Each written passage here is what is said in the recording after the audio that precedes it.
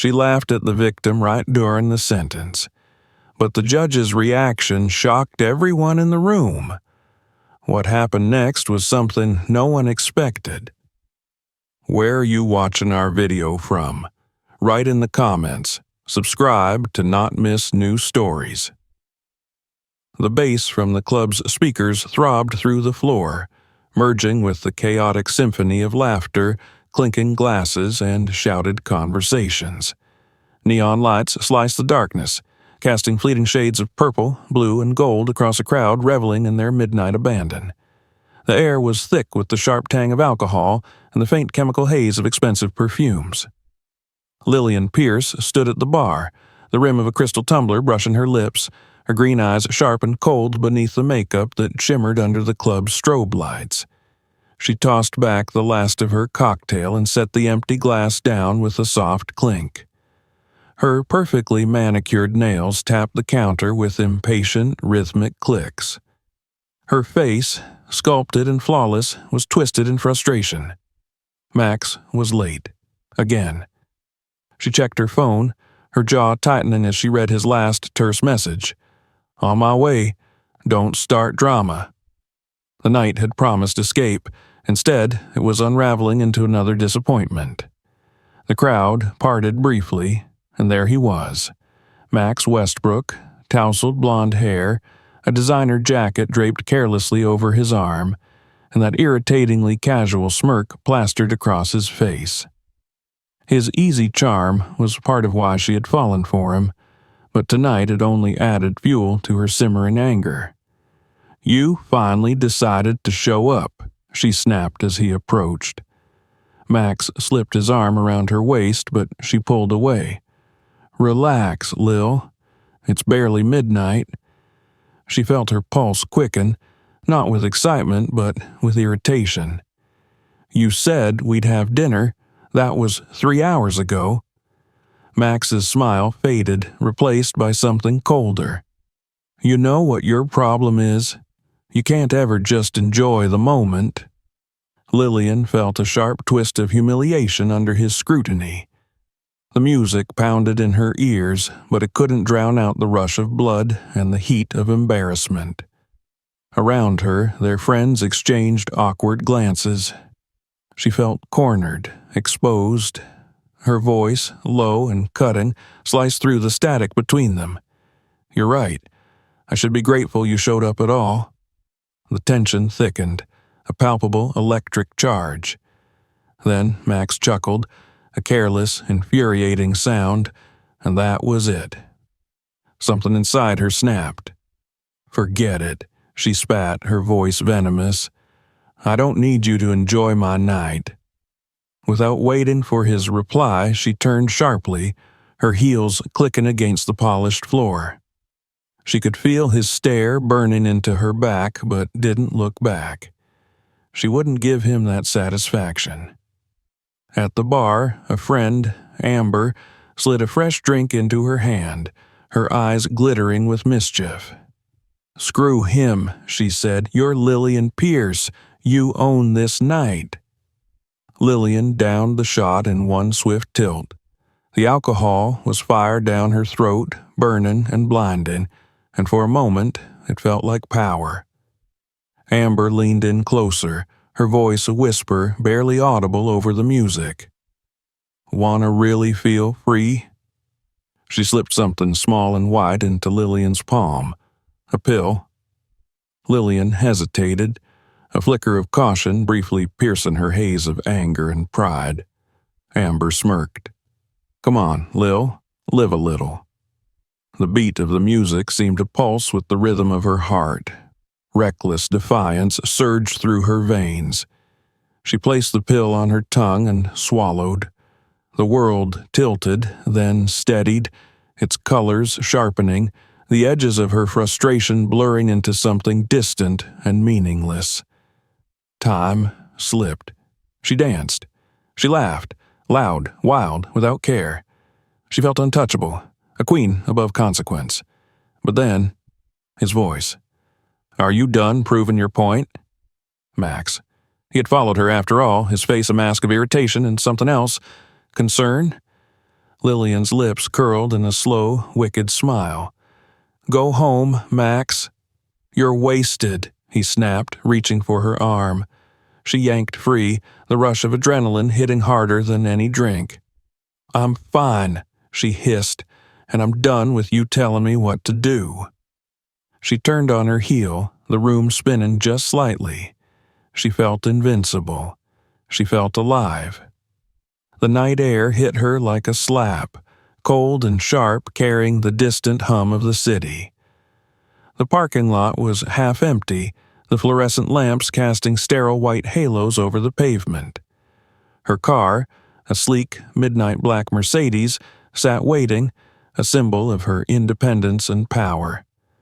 A voice chased her, Amber's tinged with warning. "Lil, let me drive you." But Lillian's hand was already on the door handle. "I said I'm fine," she snapped. "I've got this." The leather seat was cold beneath her thighs. The engine roared to life, a powerful, familiar purr. Her fingers, slightly numb, curled around the steering wheel. The dashboard lights blurred, but she blinked until they sharpened. The road stretched before her, dark, endless, and waiting. The night rushed past, trees and streetlights turning into liquid streaks of gold and silver. The thrum of the engine matched the pulse pounding in her chest. The speedometer crept higher. She felt the wind, the freedom, the pure, unfiltered rebellion against everything that had ever tried to cage her. Her phone buzzed. She glanced down, a text from Max. "Come back, please." The corner of her mouth twitched in a wry smile. Too late. The headlights came suddenly, blinding. A horn, a shrill, panicked scream. Time shattered. Metal screamed. Glass exploded. The world flipped, spun, and crumpled. The night, once alive with sound, fell into a suffocating silence. The acrid scent of gasoline, the sharp bite of blood and burnt rubber, pain, hot, searing, consuming, snapped her back to reality. She was alive. Broken, but alive. And then, another sound. Faint. Fragile. A child's cry. Her eyes, heavy with pain and shock, turned towards the wreckage of the other car, a crushed shell, smoke curling from its broken body.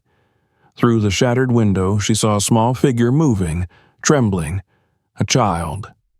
Terror seized her, cold and absolute. Her lips parted, but no sound came.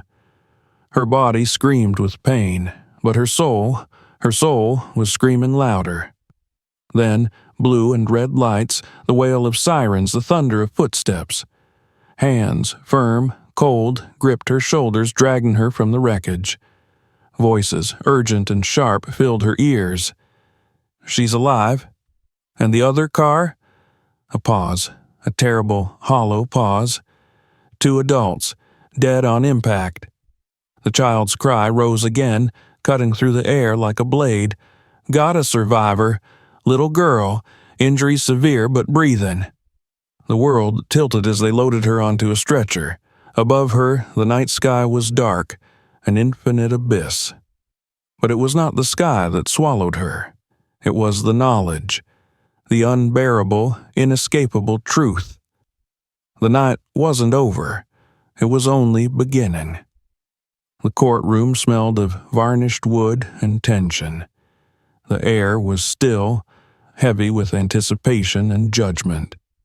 The murmur of conversations buzzed softly before being cut by the sharp rap of the judge's gavel.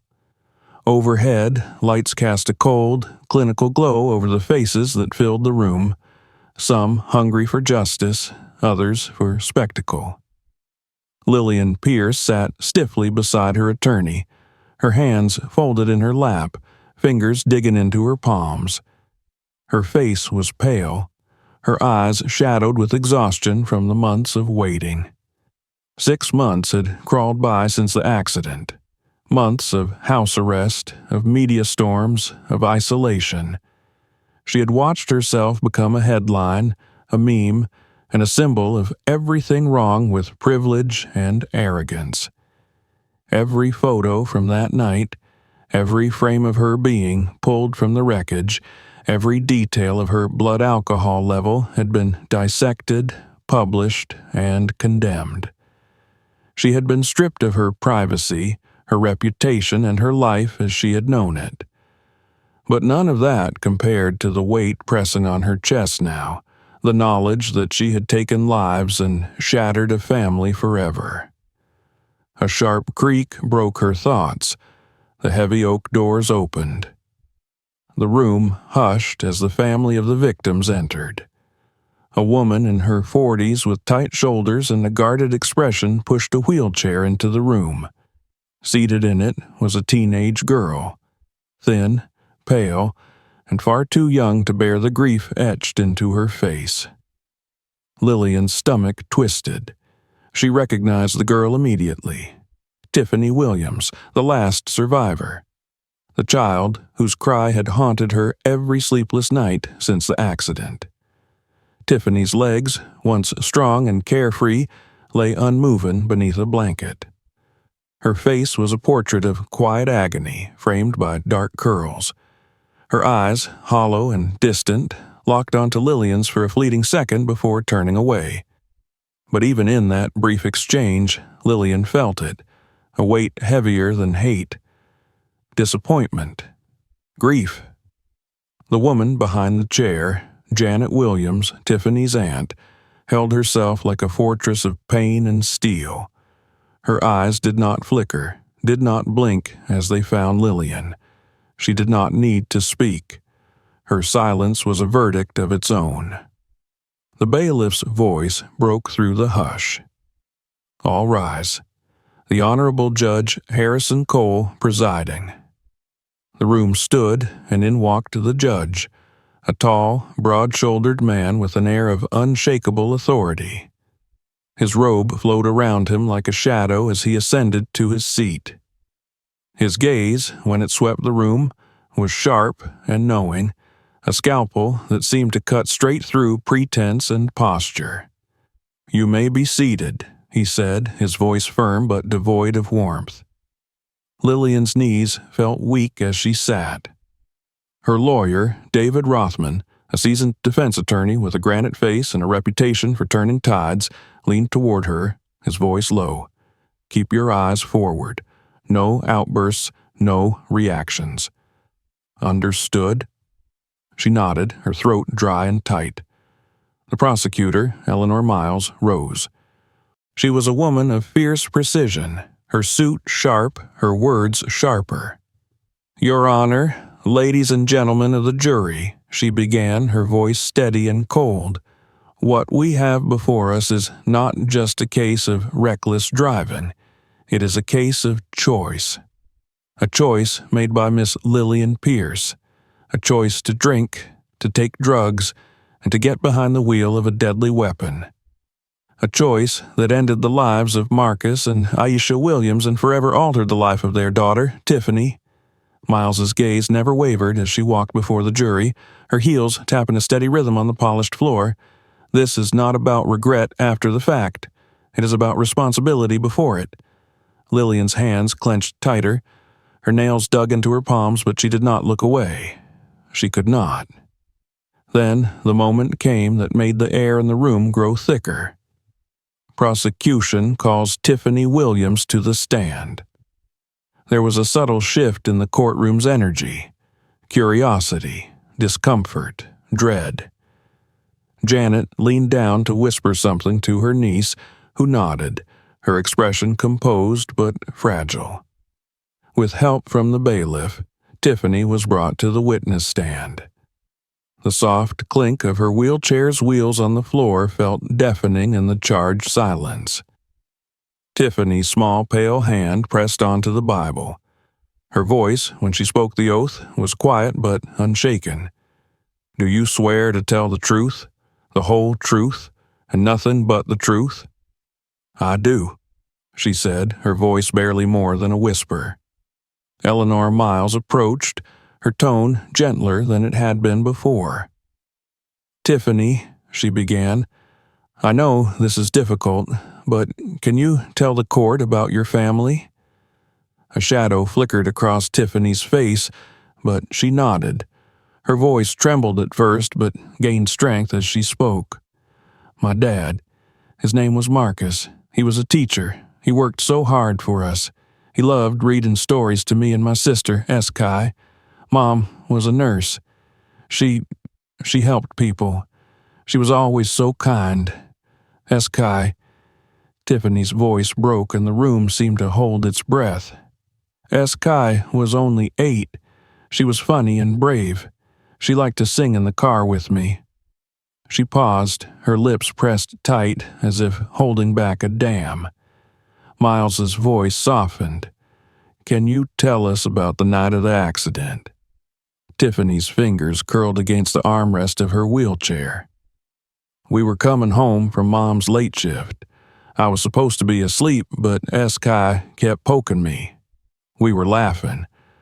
Her voice grew quieter, tighter. Then there was a light. Bright. Too fast. A hollow silence followed her words, the kind that suffocates. Every juror, every spectator felt the truth of her pain like a weight upon their chest. Miles stepped closer. And what happened after the crash? Tiffany's lips quivered. It was dark. I couldn't move. I heard my mom's voice. She was calling my name. Then she stopped. A whisper of anguish rippled through the gallery. Janet Williams sat rigid, her eyes glassy but unbroken. I heard sirens, Tiffany continued, her voice barely audible now, and I heard someone crying. Not me. Someone else. Miles's brows knitted slightly. Someone else? Tiffany's gaze drifted across the room, over the heads of the jury, until it landed, briefly, on Lillian. Yes, she said softly. I heard her. For a heartbeat, the room was silent. Then it happened. A sound that cracked through the stillness, through the air thick with grief, a sound that should never have existed here. A laugh, short, unstable, jagged, but unmistakable. All eyes turned, some in disbelief, some in outrage, toward the defense table, toward Lillian. Her face had frozen, horror dawning in her eyes as if she, too, could not believe the sound that had escaped her lips. Her hand shot to her mouth, her fingers trembling, but it was too late. The damage was instant.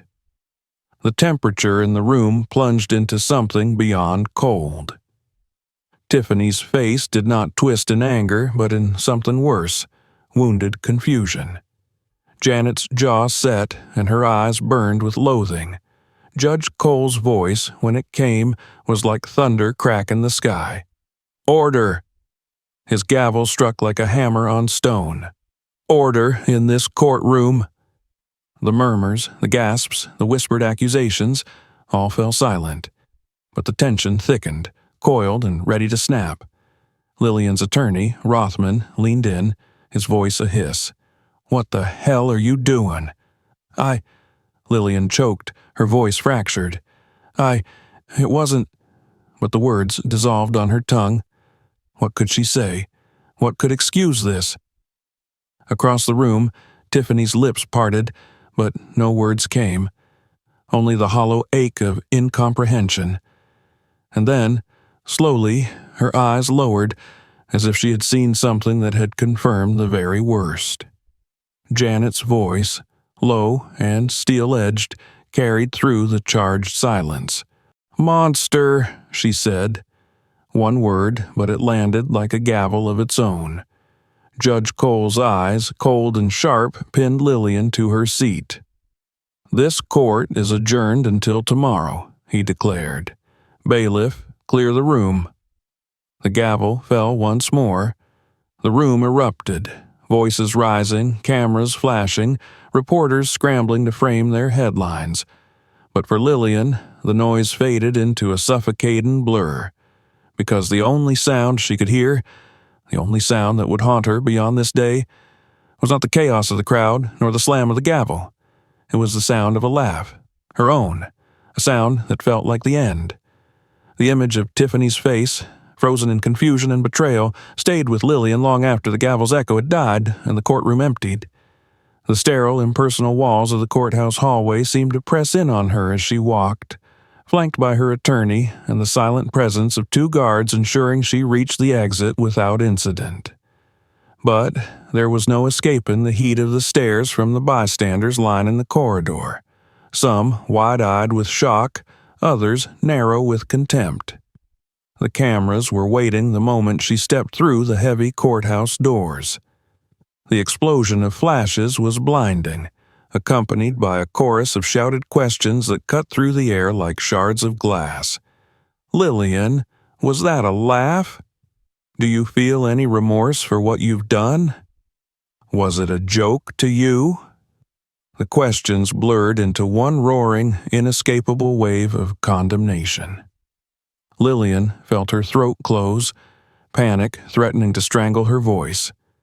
She hadn't laughed. She hadn't. Not like that. It wasn't amusement.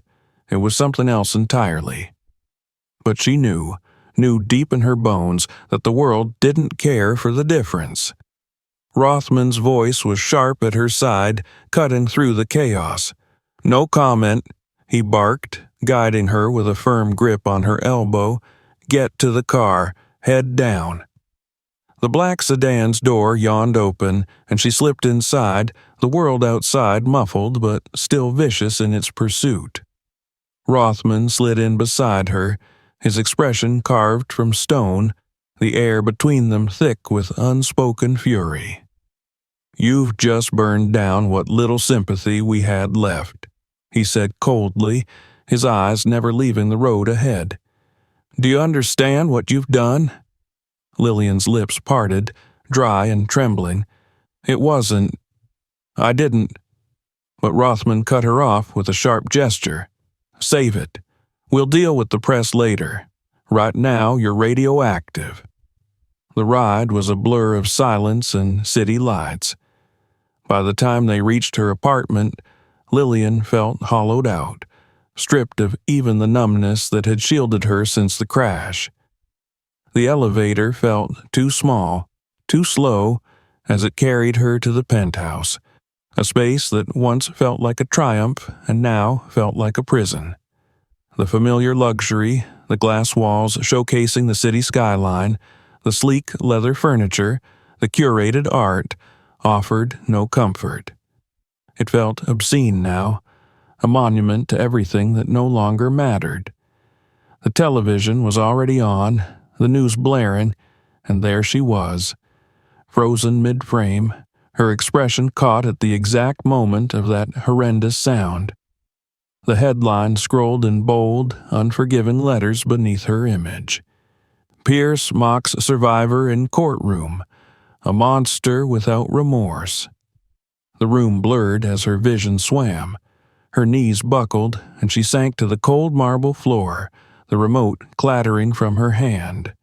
Her breath hitched, shallow and jagged, and then, finally, sound broke from her throat. Not laughter. Something raw, something shattered. The knock on the door was sharp, breaking the spiral of her unraveling. Rothman's voice followed immediately. "Open up." Her hand shook as she pulled the door open, and his face was as severe as it had been in the car. But behind the hard lines there was something else. Calculation. "This is a disaster," he said, his voice taut. "But we're not finished. We need to craft a narrative before the prosecution frames you beyond repair." Lillian's voice was hoarse. "What can I say? The whole world thinks I laughed at her pain." He studied her, his eyes cold and precise. "Then you tell them what it was. The truth, that it wasn't laughter, it was a breakdown, nerves, trauma response. You say you're sorry, publicly and without reservation, and you start preparing yourself, because tomorrow they'll be coming for you even harder." The night passed without sleep. The hours bled together into an ache behind her eyes. She watched the news cycle devour her image, saw the videos dissected frame by frame, experts debating her body language, psychologists analyzing her so-called reaction. Monster, sociopath, heartless. Morning arrived with the weight of lead pressing down on her chest. She returned to the courthouse through a gauntlet of protesters whose voices seared into her skin. Murderer, privileged scum. No justice, no peace. The roar was deafening, but she heard every syllable. Inside, the courtroom felt colder than the street. The air seemed heavier than the day before, the eyes of the jury more guarded, the expression of the judge more severe. But none of it compared to the wall of ice that met her from across the aisle. Tiffany, silent, withdrawn, and Janet, a fortress of contempt. Eleanor Miles, sharp as ever, rose to her feet. Prosecution calls Janet Williams to the stand. Janet moved with a stiffness that spoke of pain too long carried. Her voice, when it came, was steady but forged in fire. She painted a portrait of her brother, Marcus, the man who had been her anchor and her friend. Of Aisha, her sister-in-law, whose laughter had once filled every family gathering, and of Eskai, bright and brave and lost forever. Then her eyes, molten steel, locked on to Lillian. "I have tried," she said, her voice cutting through the courtroom silence, "to find humanity in you, to believe that maybe you are more than your worst act. But yesterday, I saw the truth. You laughed while my niece bared her soul." The air felt like ice, and Lillian's pulse pounded painfully in her ears. Janet's voice dropped, cold and final. "You didn't just take their lives, you spit on their memory." The blow was devastating, and there was no shield against it. Then Rothman stood. His voice, sharp and controlled, cleaved into the room. "Mrs. Williams," he said, "my client made a horrible choice the night of the accident. That is indisputable. But what you heard yesterday," he paused, allowing the tension to stretch, "was not mockery, it was not cruelty, it was trauma. She has spent every day since the crash drowning in the knowledge of what she has done, and yesterday her body broke under the weight of it." Lillian felt the room pivot slightly, felt eyes on her. She lifted her gaze and, for the first time, allowed them to see her ruin. "Miss Pierce," Rothman said, turning to her now, his voice tightening, "do you have anything to say?" The court felt like a vacuum, every breath stolen, every moment stretching. Her throat ached, her voice raw, but she stood. Her voice was quiet, hoarse, and without polish. I can't ask you to believe me," she began, her eyes flicking to Tiffany, then back to Janet. "But I need you to hear me. I didn't laugh at your pain. That sound," her voice cracked. "It wasn't joy. It was something breaking inside me. I don't know why it came out that way. I wish to God it hadn't. But it wasn't mockery. It wasn't." Her voice faltered, then softer. "It was grief for what I've done, for what I can never undo." The silence that followed was not forgiveness, it was not acceptance, but it was, for a moment, a pause in the storm. Then the judge's voice, heavy and immovable, broke the air. "This court will reconvene tomorrow." The gavel fell, and the day ended, not with closure, but with the cold certainty. The fight for the truth had only begun. The night was long, and sleep refused to come. The walls of Lillian's apartment felt tighter than ever, closing in on her as the weight of the day crushed her from all sides. Every channel, every site, every notification on her phone screamed her name. None of it with mercy. She sat in the dark, her body curled on the cold leather couch, eyes red-rimmed from hours of fruitless attempts to cry herself empty. But there was no emptiness, only the terrible, clawing fullness of everything. Guilt, fear, and the sound of her own voice cracked and broken, repeating the same words over and over. It wasn't a laugh. It wasn't, but the world had already decided it was. The headlines fed on her like carrion birds. The smirk of a killer, Lillian Pierce, wealth, privilege, and no soul. The clip of her so-called laugh was on every platform, dissected frame by frame. Psychologists weighed in on her body language. Talk shows debated whether remorse could ever truly exist in someone like her. But none of their voices haunted her more than the cold, hard finality in Janet Williams. Social media was worse. Her accounts, long abandoned, still burned with hatred. Death threats swam in every comment section. She was a monster, a symbol, and it was all her fault. The knock on her door startled her, shattering the thick, suffocating silence. She pulled herself up, her body aching with exhaustion, and opened it to find Rothman, his face a mask of tension and calculation. "You shouldn't be alone," he said, stepping inside without waiting for an invitation.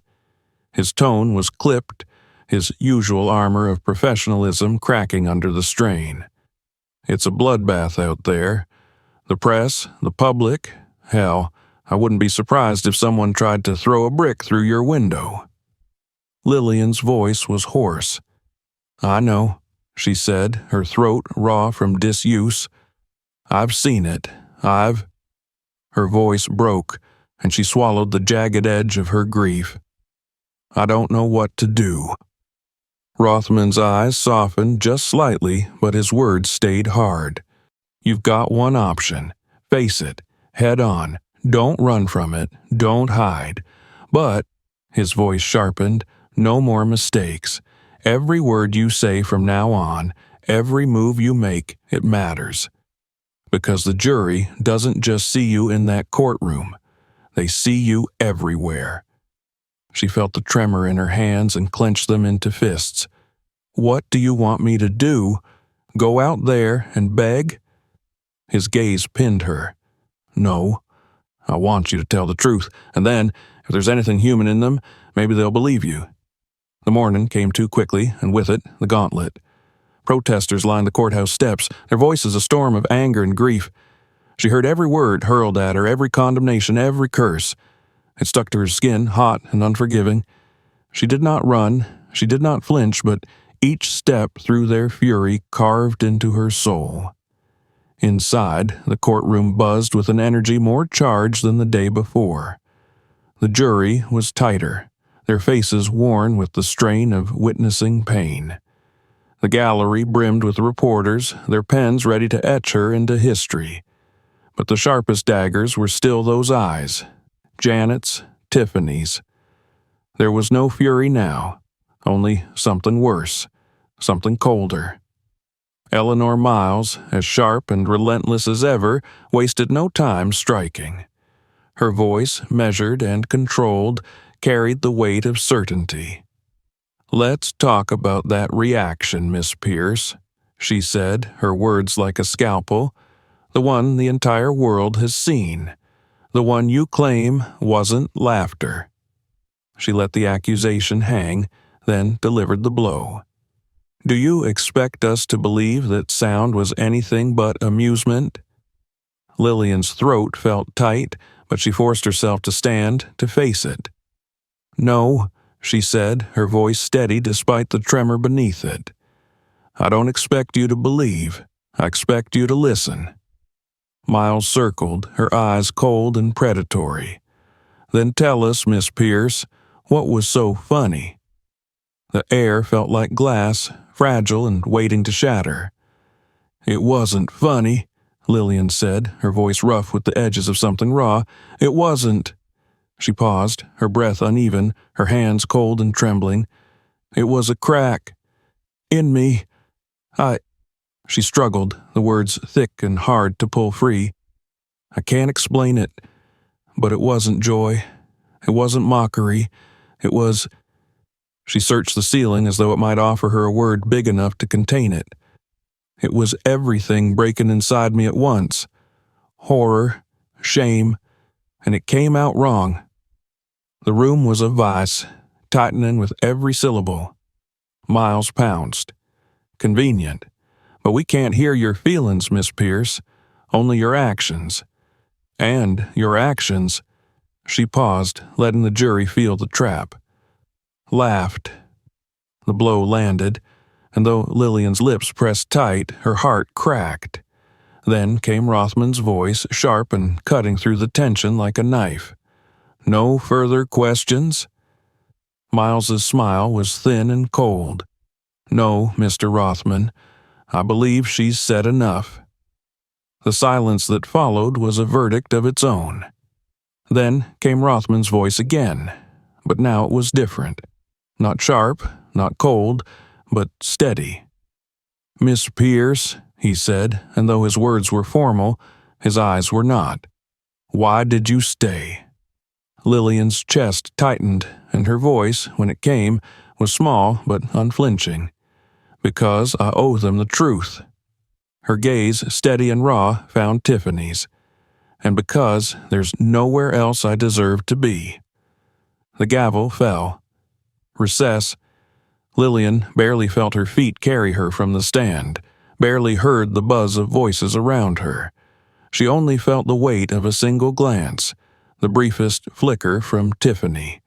No warmth, no softness. But for the first time, it was not a weapon. Outside the courtroom, Rothman's voice met her ear, low and guarded. You didn't win them, but you didn't lose them either.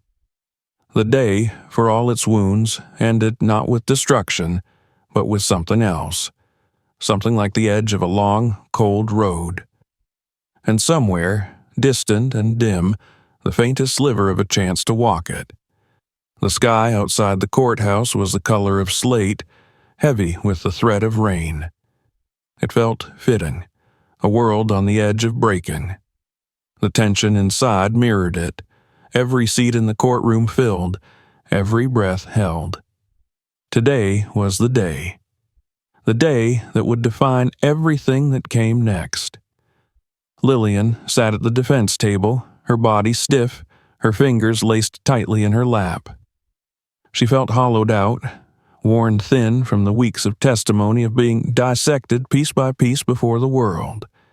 Yet she was still here. Her gaze flicked across the room, past the jury that would decide her fate, and landed on the faces that had haunted her every night. Tiffany. Janet. There was no comfort there, no forgiveness. But there was something undeniable. Presence. She could not escape what she had done, and she would not. The gavel's sharp crack cut through the hum of whispers, and the room fell into a stillness so complete it felt like the world had stopped breathing. Judge Harrison Cole's voice, deep and steady as carved stone, filled the space. Ladies and gentlemen of the jury, have you reached a verdict? The foreman, a man with graying temples and tired eyes, rose, a small slip of paper clutched in his hand. We have, Your Honor. The room tightened around Lillian, the air suddenly too thick, too sharp. She felt her pulse pound in her throat, each beat like the countdown to something she couldn't outrun. The foreman's voice was steady but not unfeeling.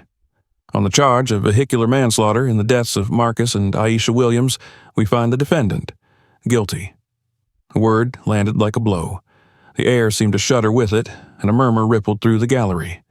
Lillian felt it, the finality of that single word, the cold weight of what it meant. There was no escaping it, no undoing it. Her hands trembled, but she did not collapse. She stayed upright, stayed still, because to crumble now would be a betrayal to the lives she had taken, to the pain she had caused. Judge Cole's expression did not change, but his eyes, steady and sharp, found her. Miss Pierce, he said, his voice a gavel of its own, you have been found guilty, and now this court will pass sentence. The room hushed further, if such a thing was possible. Lillian felt the eyes of the world on her, but it was not their judgment that mattered. Only his. Only theirs. Judge Cole's voice carried the weight of a lifetime spent measuring justice against the broken pieces of human lives. The loss you have caused cannot be measured, cannot be undone. 2 lives ended and 1 life forever changed. The devastation of this family is immeasurable, and your actions, the choices you made, brought it about. He paused, and in that pause the whole room seemed to lean in, waiting. This court sentences you, Lillian Pierce, to a term of imprisonment ranging from 4 to 15 years in the state correctional facility, with eligibility for parole based on rehabilitation and conduct. The sentence landed with a finality that pressed into her chest, cold and real. But the judge was not finished. His eyes, iron and intention, pinned her in place. In addition, he continued, his voice sharp with purpose, the court mandates that you participate in a victim impact program during your incarceration to confront directly the consequences of your actions. You will work within the Williams Family Memorial Fund, a foundation established by the victim's family, assisting with outreach, education on the dangers of impaired driving, and victim support initiatives. This is not a choice. It is part of your sentence. Your time will be spent facing, daily, what you have done. A ripple moved through the gallery, surprise and confusion mingling with judgment. Lillian felt the ground shift beneath her. Prison? Yes, she had expected that, welcomed it even, but this was something else. She would not be hidden away from the world, nor from her crime. She would be bound to it, living inside the consequences she had created.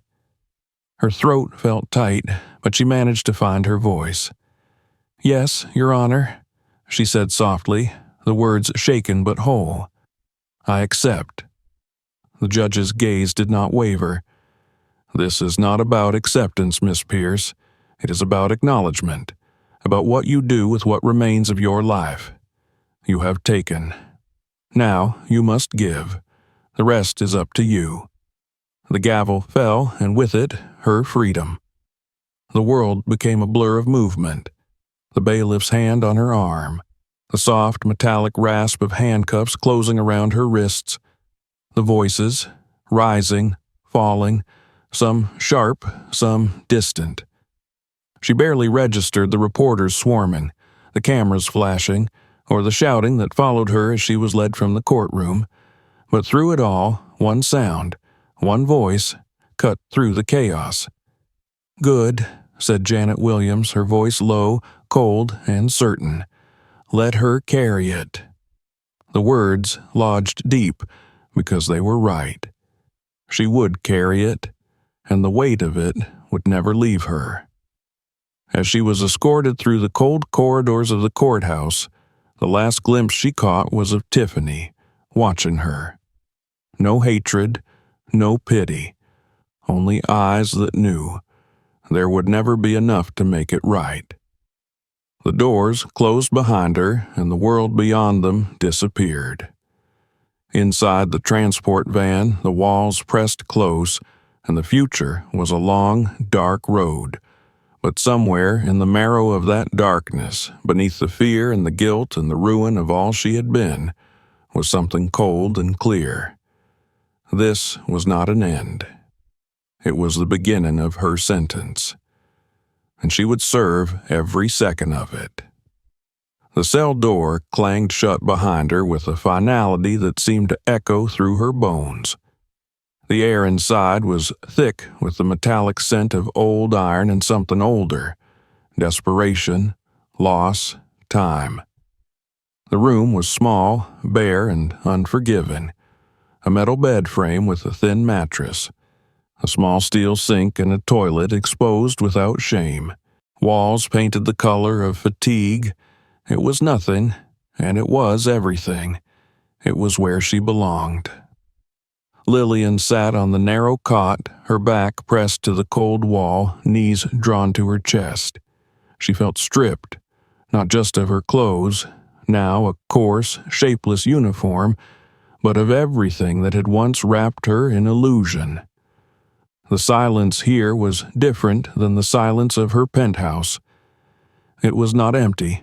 It was full of muffled voices from beyond her cell, the distant clang of gates opening and closing, the low humming tension of lives pressed together, each one fighting for space, for breath.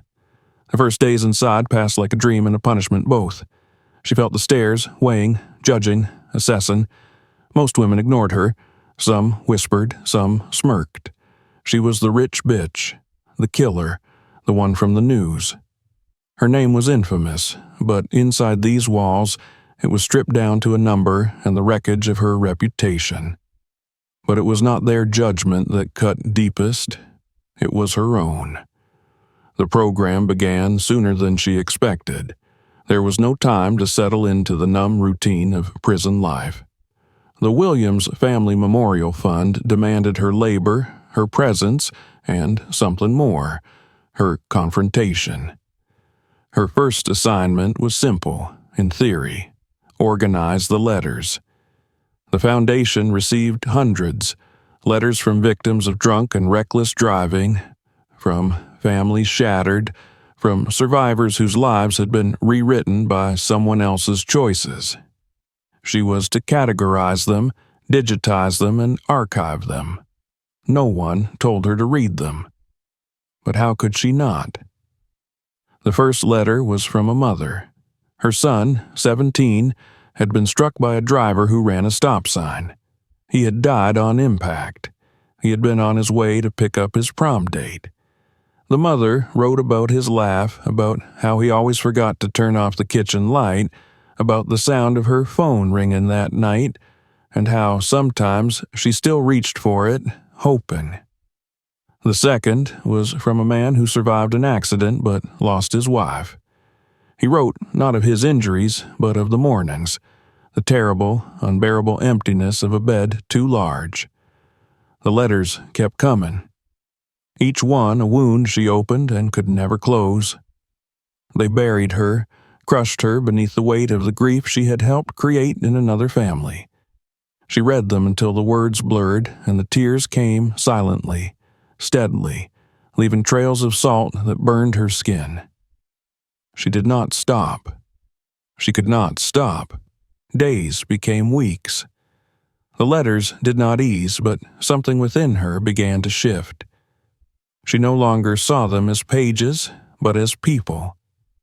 Their pain became a living thing that moved through her. And she understood truly that her own suffering was a shadow of the devastation they carried every day. Then came the day that she opened a letter and froze. The handwriting was small, careful. It was from Tiffany. The air seemed to thin around her as her eyes followed the lines of ink. Tiffany did not curse her. She did not forgive her. She wrote simply, plainly. She wrote of her parents, how her father had taught her how to ride a bike, and how her mother's voice could always reach her, even in a crowd. She wrote of her sister, Kai, how she sometimes still dreamed of her, and how waking up was the hardest part.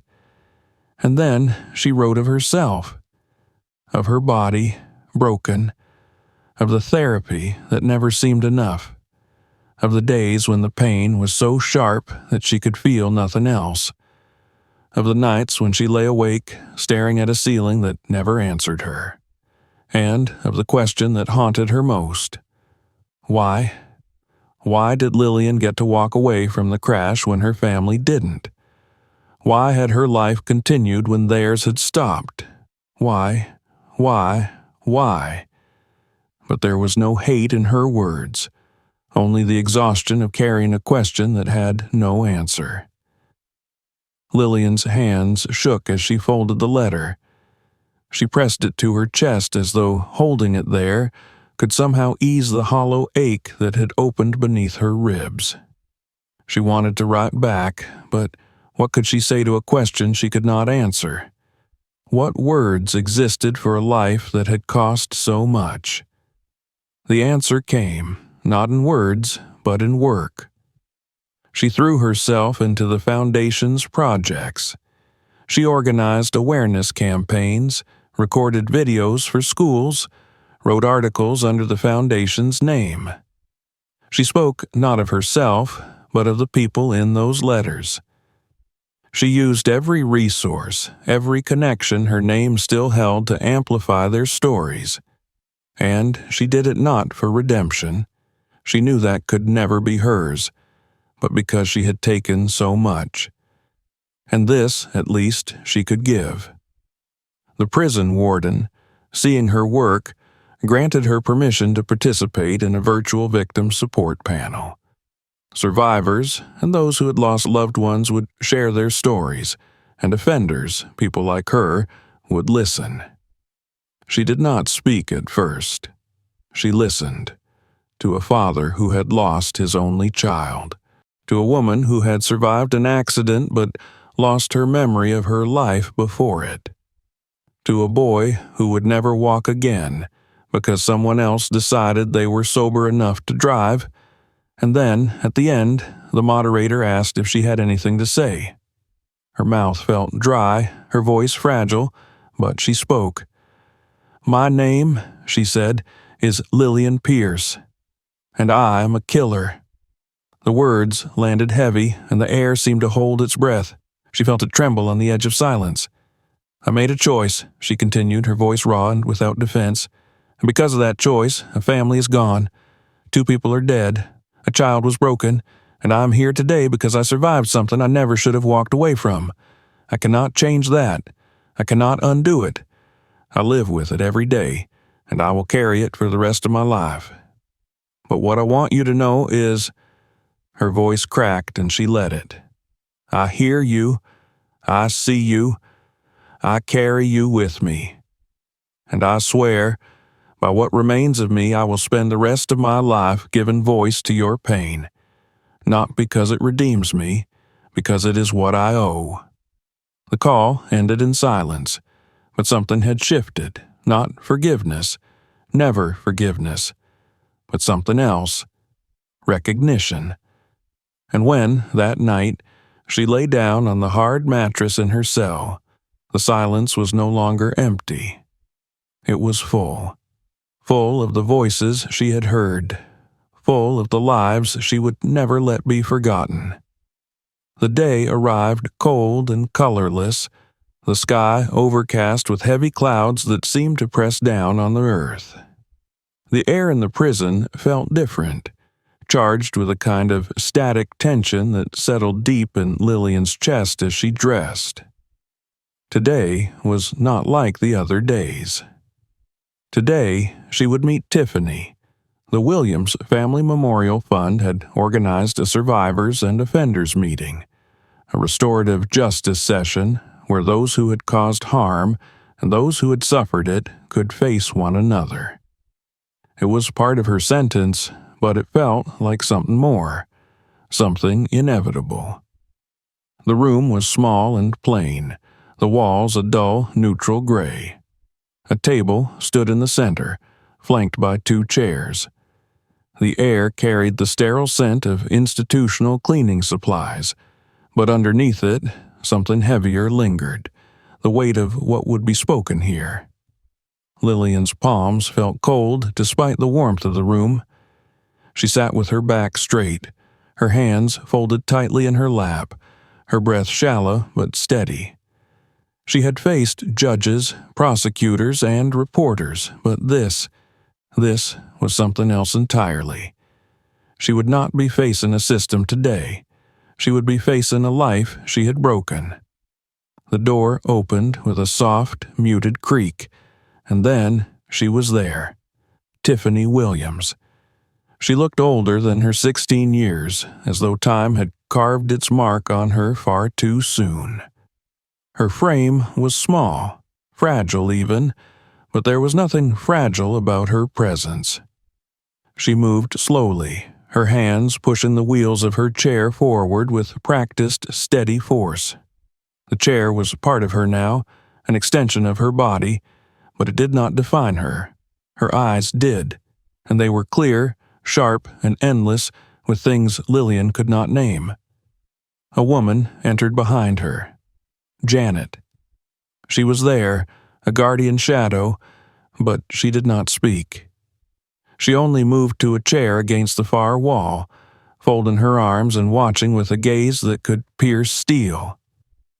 Tiffany stopped across from Lillian, the table a thin, useless barrier between them.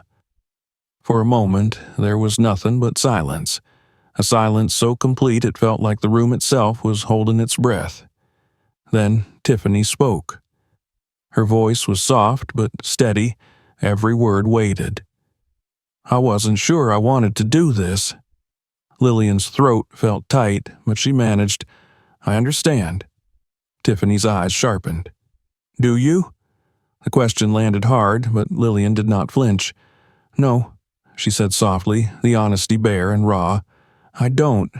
I never could, but I'm here, and I will listen." Tiffany's gaze did not waver. "You don't get points for listening. You don't get anything from this." "I know." Another silence, then, "Good." Tiffany's fingers tapped lightly on the arm of her chair, a rhythmic, unconscious motion. She looked down briefly, gathering herself. When she spoke again, her voice was thinner, but it carried a blade. "You destroyed my life." The words sliced through the room, through the air, through Lillian. "I know." "You don't." The words hit harder now, her voice rising and her eyes flashed with something burning. Anger, grief, the unbearable weight of loss. "You don't know what it's like to wake up and not know where you are because the last thing you remember is your mom's voice. And then it's gone. You don't know what it's like to live every day knowing they died because you—" Her voice cracked, and she pressed her lips together hard, fighting for control, her hands clenching the arms of her chair. Lillian felt her chest tighten, her body rigid with the agony of being the cause of this devastation. "You're right," she said, her voice breaking under the weight. "I don't. I can't. But I will never stop carrying the fact that I caused it." Tiffany's lips trembled, and then she laughed, a brittle, hollow sound. "You say that like it matters. Like anything you carry could make it less, could make them come back." Lillian's voice dropped, rough and frayed. "It can't." She felt her throat closing, but she forced the words out because this was what mattered. "I can't, and I would trade everything to undo it, but I can't." Her voice broke fully then, raw and stripped. "I am so sorry." Tiffany's hands tightened, her knuckles going white. "Sorry?" Her voice cracked, jagged and sharp. "Do you think sorry touches it? Do you think it reaches what you took from me? My mom, my dad, my sister." Her breath hitched, her eyes burning. "You say sorry, but I wake up every day in this—" She slapped the side of her chair, the sound sharp, angry. "I live with this while you—" She faltered, her voice shaking with rage and something worse. Something lost. Lillian's hands were shaking, her nails digging into her palms so hard they burned. "No," she said, her voice small and broken. "I don't think sorry is enough. I don't think anything is enough, and I don't expect it to be. Ever." The silence that followed felt endless, and then, soft, low, barely a whisper, Tiffany spoke. "I hate you." The words landed like stones, but they did not break Lillian. They settled into the space inside her chest, into the place where her heart had become something different. "I know," she said, her voice thin and shaken. "You should." Tiffany's eyes, burning and wet, searched hers. "I hate you for what you took. I hate you for what you left me with." Her voice cracked. "But I don't know how to stop feeling it. And I don't know if I want to." Lillian's voice was a whisper, her throat tight with grief. You shouldn't." Tiffany's breath shuddered, and her voice, when it came again, was low and raw. "You live." The words were weighted, hard and immovable. "You live with it. Every day. You don't get to escape it. You don't get to bury it. You live with what you did, because they can't." Lillian's chest felt like it was breaking, but she straightened, her voice soft but unshakable. "I will." Her voice broke, but the promise in it did not. "I swear to you, I will." The silence returned, but it was different. It was not forgiveness. It was not closure. It was something colder, heavier. It was acknowledgement. Tiffany's voice was quiet, hollow from the weight she carried. "I didn't come here to forgive you. I don't know if I ever can. I came here so you would see me, so you would know, not just my family's names, mine." Lillian's voice was hoarse but steady. "I see you, Tiffany Williams. I will never stop seeing you." For a long moment, Tiffany did not move, and then, without another word, she turned her chair, the wheels humming softly against the floor. Janet stood from the corner, her eyes like stone, and followed her niece. The door closed softly behind them, leaving Lillian alone in the cold, sterile room. The air was thick with what had been spoken, what had been given, and what had been taken. She felt emptied, stripped to her bones, her body shaking from the force of what had passed between them. But within that hollow ache, something else lived. Not relief, not peace, but something real. She had faced her, and Tiffany had seen her, and she would carry that sight, carry Tiffany for every breath that remained. The years did not move quickly, but they moved. Each day in prison carried its own weight, monotonous, unrelenting, but Lillian counted them not by the marks on a calendar, but by what they took and what they gave. She became familiar with every crack in the ceiling above her bunk, every distant sound in the night. She learned the language of survival within walls where vulnerability was currency, and regret was a companion you carried without complaint. But the program, the work, was different. It did not let her escape herself. Every letter she archived, every victim's name she logged, every story she preserved became another stone laid into the road she had chosen to walk. She faced their faces, not in courtrooms but in photographs and memories, in the words they left behind. The foundation became her labor, but also her reckoning. Tiffany's letter remained with her, folded and worn, tucked inside the only book she kept, a journal. She never wrote in it about herself. She wrote their names, the names from the letters, the names from the panels, the names of every life shattered by a choice like hers. She wrote them so she would never forget them, because remembering was the only justice she could offer. Time pressed forward, and with it came the hearing. Parole, a word that felt distant and cold. Rothman was there, older, his hair grayer, but his eyes still sharp as he sat beside her. The board asked their questions, their faces impassive, their voices clinical. They asked about remorse, about reform, about the program. She answered without pretense, without performance. She told them what she had done. She told them what she carried. She did not ask them for freedom. She told them she had already received something more than a sentence. She had received the truth. The board deliberated. When they returned, they spoke with the cold, official voice of the system. Parole was granted, but the weight in her chest did not lift. It only shifted. She would leave the walls of the prison, but she would never leave her sentence. That, she understood, was forever. The first breath of air beyond the gates was strange, too wide, too open. The world had changed without her, but she felt no desire to reclaim it.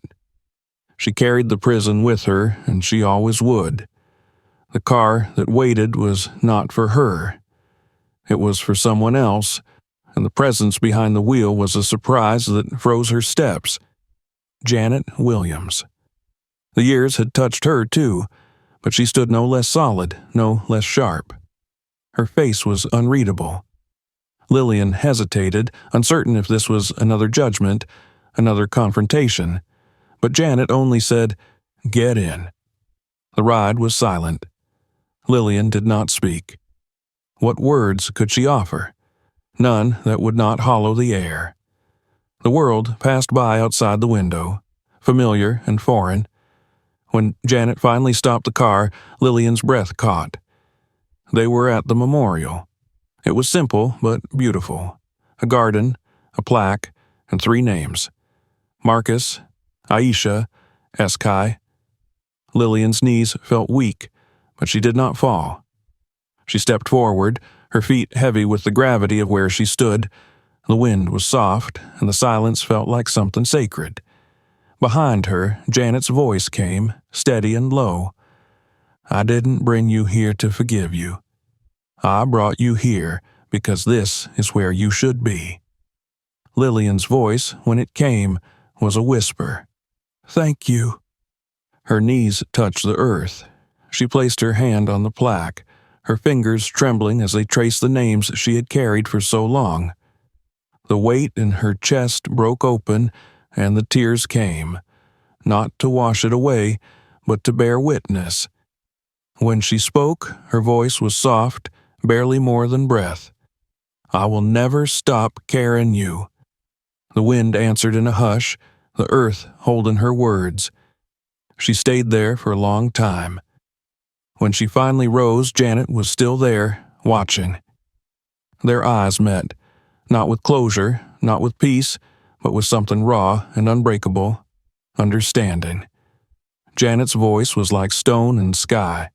Live like they mattered. Lillian's voice, hoarse and stripped bare. "I will." Janet nodded once, and without another word, she turned and walked away. Lillian stood alone in the garden, but it was not silence that filled her. It was their names, their memory, and the vow that had no end.